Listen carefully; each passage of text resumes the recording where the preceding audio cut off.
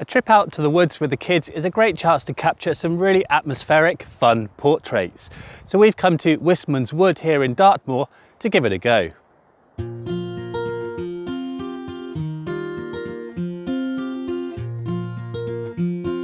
This beautiful atmospheric wood of stunted oak trees in the heart of Devon is a great place to shoot portraits, but no matter what type of forest you choose for your shoot, they all share certain features that can make for a variety of interesting compositions.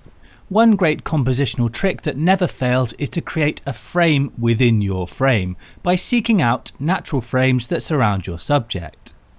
When shooting out in the woods, you're spoilt for choice in this department.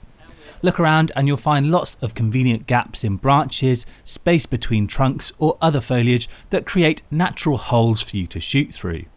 The frame surrounds the subject and draws the eye towards them, which is what any good composition should do.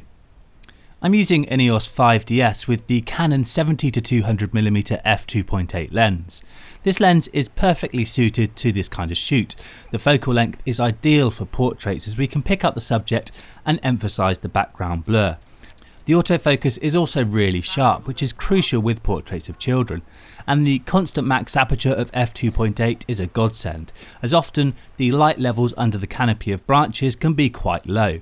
And with a wide max aperture we have more freedom to shoot in lower light. And even if I do need to push the ISO up to account for the low light, I know the sensor in the 5DS can handle it. Another useful framing trick when shooting portraits in the woods or any outdoor location is to create a sense of depth by finding an angle that includes out of focus detail in the foreground as well as the background. In the woods, a tree, a bush or colourful flowers will work a treat. This is a great way to add atmosphere to the shot and again helps to lead the eye towards your subject. Portraiture is all about creating a connection with the subject, and camera height plays a big part in this. If we always photograph children from a standing position, then we'd be looking down on them from an adult perspective. Instead, crouch or lie down and shoot the child at eye level to see the scene from their point of view. When under a canopy of branches and leaves, there's a lot of variation in the light, even on a flat cloudy day. One simple way to find the light is to look at the subject's face. If it's in shadow, look for another angle or ask them to turn towards the light for better illumination. Often the best place to shoot is at the edge of the woods, as there'll be brighter light coming in from one side.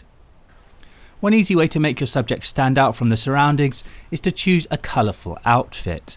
This is usually quite easy with kids as they'll often have lots of colourful clothes to choose from. Blocks of colour like the orange here work particularly well, and you should steer clear from greens, browns or anything that will act like camouflage. A bit of colour theory can help you out here. Warm colours like the orange and red are opposite to cool colours like green and blue, so they'll contrast well with one another. Trees and branches form wonderful web-like patterns, so look for parts of the scene that show this off and compose the shot to include those strong shapes. There's always a danger when shooting intricate details like this that the scene ends up looking too busy, but you can simplify things with a punchy black and white conversion. If you want to create a dramatic angle and include more of the scenery, try switching to a wide angle lens and get down low. This lets you include the canopy in the frame, as well as the foreground detail.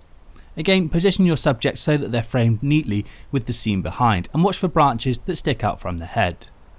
So there we have it, that's a few things to think about when taking a walk in the woods with the family.